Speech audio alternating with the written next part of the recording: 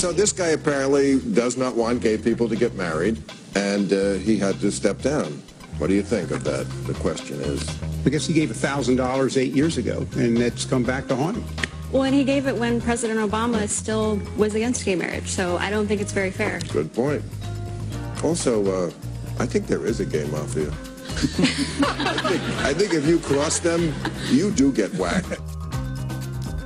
Bill Maher speaking truth. He's talking about Brendan Eich, who's the former CEO of Mozilla. Maybe you don't know Mozilla, but you will know one of their web browsers, Firefox. And Brendan Eich, a man big in the technology industry, well, he was forced to step down because in 2008 he gave $1,000 to a campaign to keep marriage between one man and one woman in California. Our friends at truthrevolt.org aren't taking this sitting down. They've launched a campaign to say, look, stop using Firefox. Here's the statement from Ben Shapiro and company. Mozilla recently forced its CEO, Brendan Eich, to resign over his personal support for traditional marriage.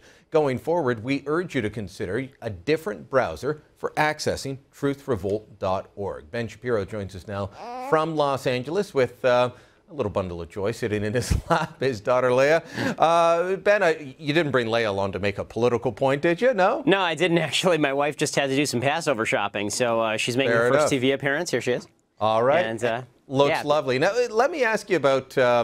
she's ready for her close-up. And sorry to introduce Leah to such a topic, but your take on this. This guy supports something 8 years ago.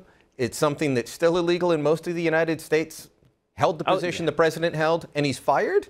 Well, that's the way it works now in the United States. Unfortunately, there's a new totalitarianism that's pervading the left that suggests that if you disagree with me, then I get to use both the power of government and the power of the market against you. Now, look, it's not illegal what Mozilla did. It's not illegal what OkCupid did to try and force the resignation of Brendan Eich.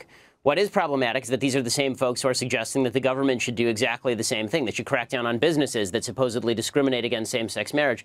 And that's deeply problematic, and that's deeply troubling. So we're living in an age, unfortunately, where it's very dangerous to be a religious person in the United States. And that scares me. It scares, a lot of religious folks in the United States.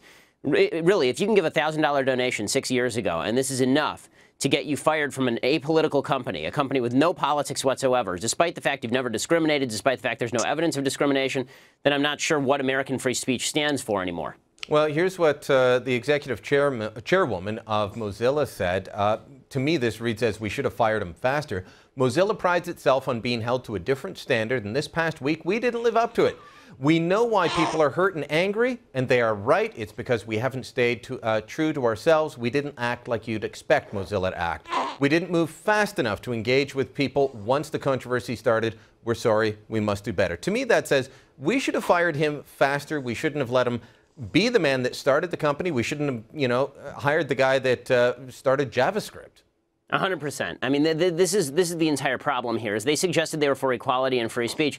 There's nothing less pro-equality, less pro-free speech than the concept that you are supposed to fire people simply because you get some backlash for their political viewpoint.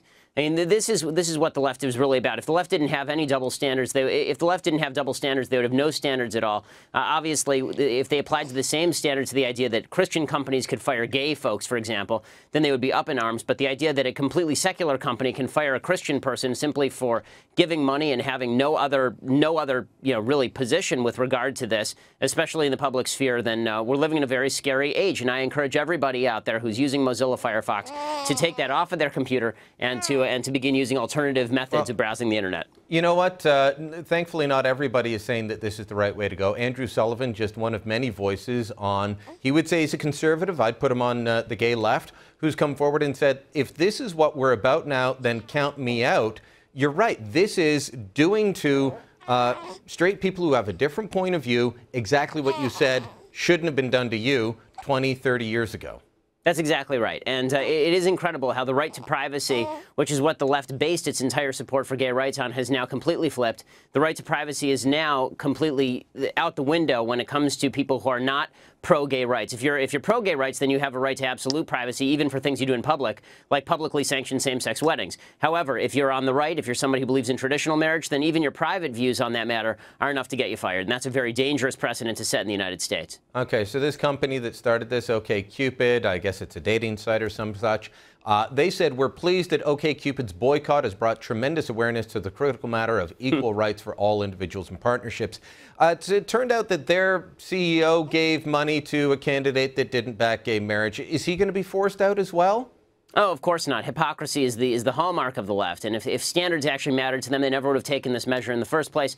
Of course it doesn't. And so we will be, continuing to point that out and continuing to encourage Americans and people of good faith across the world to uninstall Mozilla Firefox.